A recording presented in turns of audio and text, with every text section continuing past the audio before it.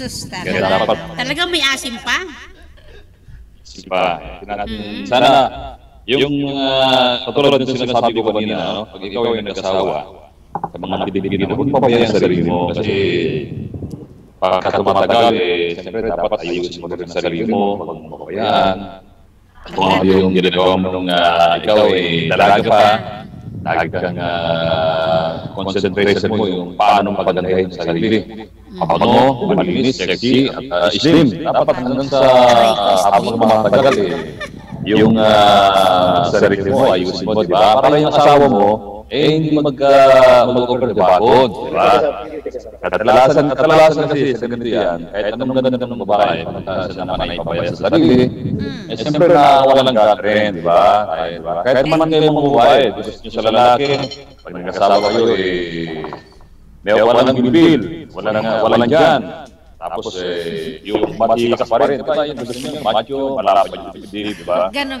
Kuya, tanong ko lang po naman, kuya. Kasi yung mga sinasabi mo, huwag pabayaan ang sarili, ano po.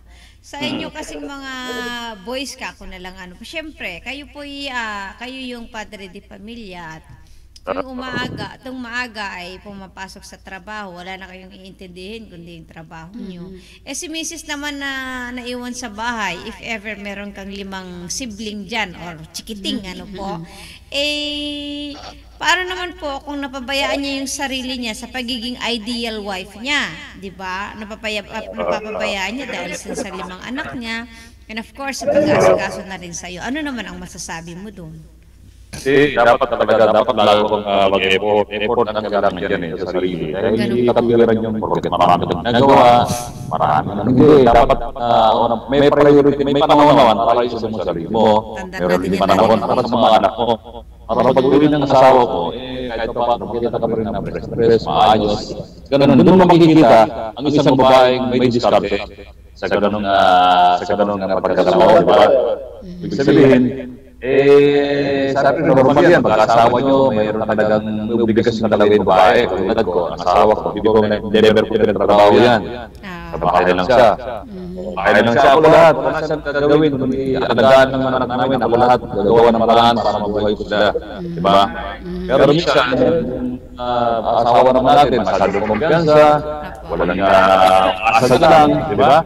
Pero dapat tayong ang mga babae, gano'n na sitwasyon na dapat yung mapapalad, makikita yung isang babae na diskarte, wise. So kung magkakatulad sa amin na mga anak kami, nagpapalaga ko ng mga bata, kaya wala na akong panahon sa sarili ko, maling pangatuwiran yan.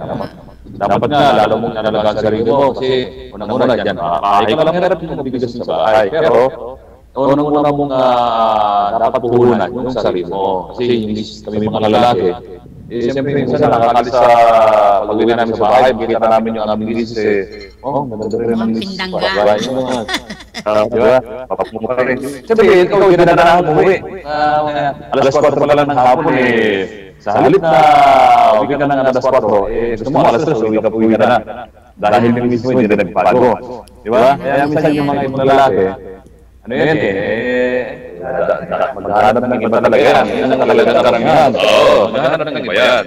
Pero kung gano'n ka pa rin, malalambing ka, maayos ka, pagdating mo nga mister mo, mamamo ka, maayos at makasikaso. Abay, yung kagano'n ka mister, talagang uwi talaga, uwi kami agad. Kasi wala na nang hanapin kaya yan ang problema minsan ng mga Pilipino na.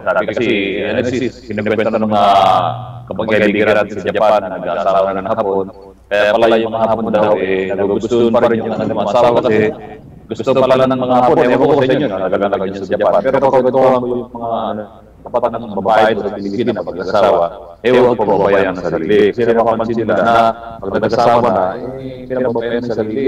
Lusyam na, pero pwede na makayusin, di ba? Wala naman sa estado ng buhay, di ba? Kung gusto mong ayusin sa sarili mo, para hindi magbago sa iyo ang asawa mo, ayusin mo. Para ano ka, bawa ka na makapaan. Kaya yung nangyari kay ate, palagay ko, gano'n ang nangyari, di ba? Kapag napalingon yung lalaki sa ibang babae, nagustuhan niya, di ba? Kaya yun, nagkaroon ng tapos nga, sa mga babae, ayaw ng lalaki minsan. Yung madalagasado, yung matakamputak, ayaw ng mga lalaki. Actually po kuya, Siguro, kuya, go ahead. actually po kuya kasi siya, nag-abroad siya, kaya naligaw ng bahay ang asawa niya. Oo nga, dahil Singapore. Nagpunta Singapore. Yung pa. Long distance relationship. Na, di ba? Oo, dati kasi kanina kaya may masyado na intindihan yung karoon niya. Pero doon pa man, dahil lang ang kwento niya, nag-ibang bansa si ate, pagkabalik niya, pero napatingin sa iba, hindi may iwasan talaga yan. May iwasan. Pero doon pa man, mas mabuti na lang, alam niya yung gano'n, nangyari, nangyari yung sa buhay niya yung gano'n, okay lang, marap ka rin sa kung ano dapat mong harapin. Kasama sa buhay yan, ba? Pero gano'n pa man, si ate ba, meron ba siyang nakasama ngayon? Wala po. Mukha. Wala pa. Indicate pero Dapat parang bigyan wala. maghanap ka na ng ang tinatawag dyan yung may term dyan yung mga yung makakasama na sa pagtanda. Life partner.